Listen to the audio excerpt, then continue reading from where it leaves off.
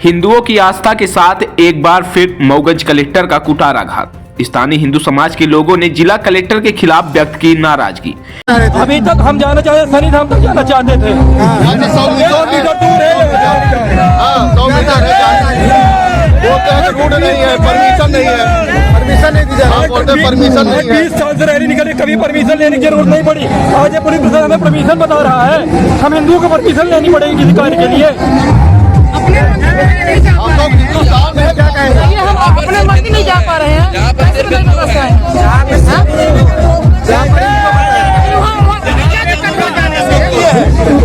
हिंदुओं की रैली को रोकने के लिए है क्या ये प्रशासन?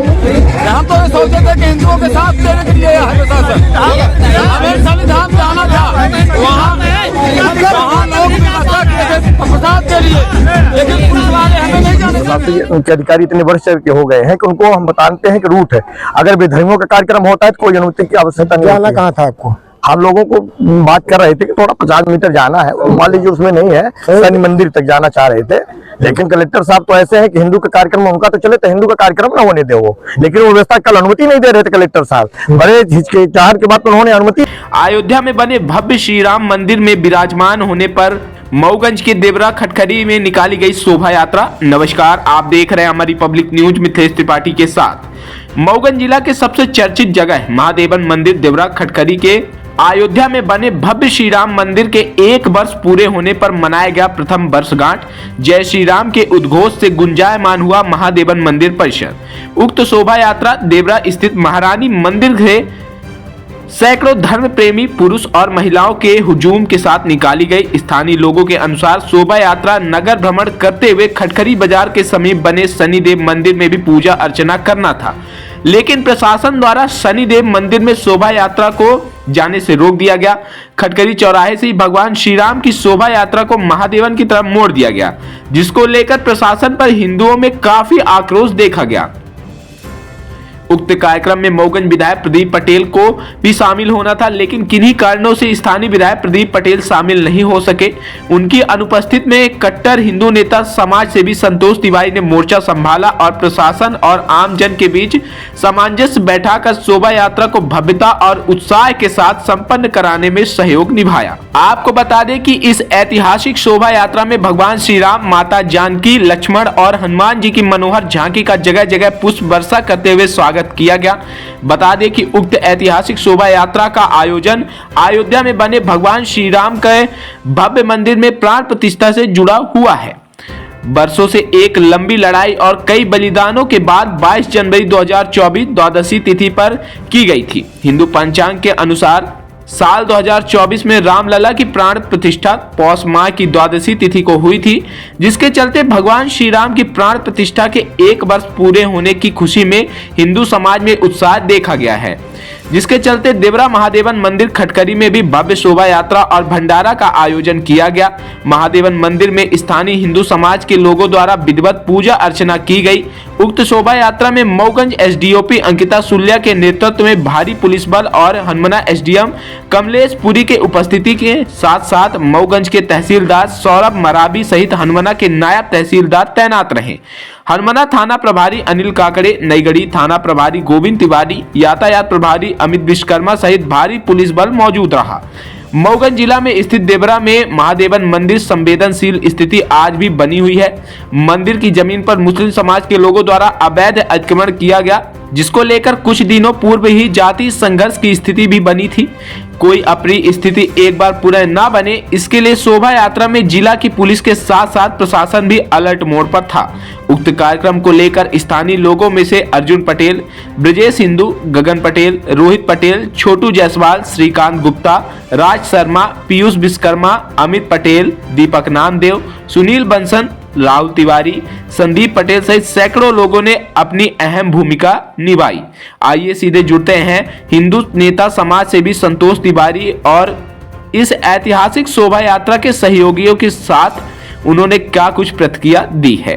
बारे में क्या बताएंगे? इस कार्यक्रम का आयोजन हमारे हिंदू रीति रिवाज के तहत हुआ है और हमारे हिंदू भाई बढ़ चढ़कर हिस्सा लिए हैं और बहुत अच्छा कार्यक्रम हुआ है, जो आप लोग देख ही रहे हैं। लगातार भंडारा चल रहा है और हमारे सभी भाई पूरा हिंदुत्व का पालन करते हुए पूरा शोभा यात्रा निकाले हैं। कहीं कोई हम लोगों की तरफ से ऐसा कुछ भी नहीं किया गया, जबकि हम लोग अपना यहाँ तक आपत्ति आई कि आप लोग हाथ में लाठी नहीं ले सकते, उन्होंने कहा नहीं। फिर उन लोगों ने माना, जो कि हिंदू का ये दंड प्रमुख वो चीज होता है जी। लेकिन हम लोग दिखाने के लिए नहीं लिए, हमारे लोगों को धर्म है जी कि हम कहीं जा रहे हैं, किसी मंदिर में जा रहे हैं तो हम झंडा भी लेंगे, शस्त्र की भी पूजा करते हैं, तो अस्त्र का भी पूजा हम लोग करते हैं। महादेवन प्रांगण के लिए बार बार कलेक्टर साहब क्या ऐसा उनका क्या उत्साह, मतलब देखिए अब तो कलेक्टर साहब तो बाजी पलट दिए। कलेक्टर साहब ने 3 महीने की टाइम ले करके और जिस तरह से हिंदुओं को गुमराह किया, तो हिंदुओं से छुपी नहीं और ना आप लोगों से वो बात छिपी है।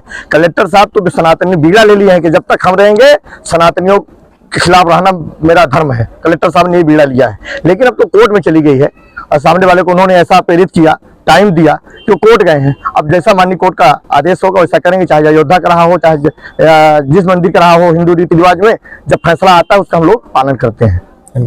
तो यहाँ महादेवन महालोक पहुंचा, यहाँ पे पहले से तैयारियां चल रही थी भंडारे की, सभी को प्रसाद वितरण किया गया और शाम 5 बजे तक प्रसाद वितरण होगा। और हिंदू समाज आज जैसी एकता दिखा है ऐसे ही हमेशा एकता दिखाएगा और हिंदू समाज कार्यक्रमों में बढ़ चढ़ के भाग लेगा। और जो हिंदू समाज के सामने चुनौती देने के लिए कोशिश करेगा उसको ईंट का जवाब पत्थर से देने के लिए हमेशा हिंदू समाज तत्पर रहेगा। जो भी है वो कान खोल के सुन ले। विशाल भंडारा और शोभा यात्रा का आयोजन किया गया, क्या कहना है इस संदर्भ में? जैसे कि पिछले वर्ष भी अयोध्या में राम जन्मभूमि की प्राण प्रतिष्ठा हुई थी और पूरे देश में हर्षोल्लास के साथ मनाया गया था। हम लोग पिछले वर्ष भी यहाँ पे इसी तरीके से कार्यक्रम किए थे, जो कि पिछले साल 22 जनवरी को द्वादशी थी, इस बार 11 जनवरी को द्वादशी हो रही है। सनातन धर्म में हिंदू रीति रिवाज के अनुसार तिथि के अनुसार कार्यक्रम चलता है, इसलिए इस वर्ष 11 जनवरी को हम लोग कार्यक्रम कर रहे हैं। 1 वर्ष पूर्ण होने के उपलक्ष्य में। हाँ जी, 1 वर्ष पूर्ण होने के उपलक्ष्य में हम लोग मंदिर में देवरा महादेवन मंदिर में भव्य शोभा यात्रा निकाली गई। भारी पुलिस बल तैनात था और पुलिस बल की मौजूदगी शोभा यात्रा में, इसको लेकर आप क्या कहें? हमारी सुरक्षा के लिए पुलिस बल लगी हुई थी, क्योंकि अभी बीच में हाल ही में 1-2 महीने के अंदर यहाँ पर जो अपनी घटना घटी है, ये आतताइयों के द्वारा जो हम पत्थर बरसाए गए, हम लोग अपने हक की लड़ाई लड़ रहे हैं। जो हमारा 9 एकड़ 27 डिसमिल का रकबा है महादेवन महालोक का, हम उसे दोबारा प्राप्त करना चाहते हैं। इसके लिए हम लड़ाई लड़ रहे हैं। अभी सुरक्षित नहीं है? अभी सुरक्षित नहीं है हम लोग। कैसे? क्योंकि यहाँ जब हम लोग आते हैं पूजा पाठ करने के लिए, लोग आतताई जो यहाँ चारों तरफ से आक्रमण कर ले हमारी जमीन को, हमारी पूरे यात्रा में आप भी थे, क्या है पूरा मामला और किस प्रकार से प्रेरणा मिली? आज ही इस शोभा यात्रा का आयोजन क्यों किया गया? इस शोभा यात्रा हर वर्ष जैसे पिछले सत्र में श्री राम भगवान जी का स्थापना हुआ था अयोध्या में, आज उसी के उपलक्ष्य में उनका 1 वर्ष पूर्ण होने पर हर पूरे भारत में लगभग चल रहा है। ये हमारे इस महादेवन मंदिर से भी पिछले साल भी स्टार्ट यहाँ से हुआ था और इस साल भी यहाँ पूर्ण किया जा रहा है।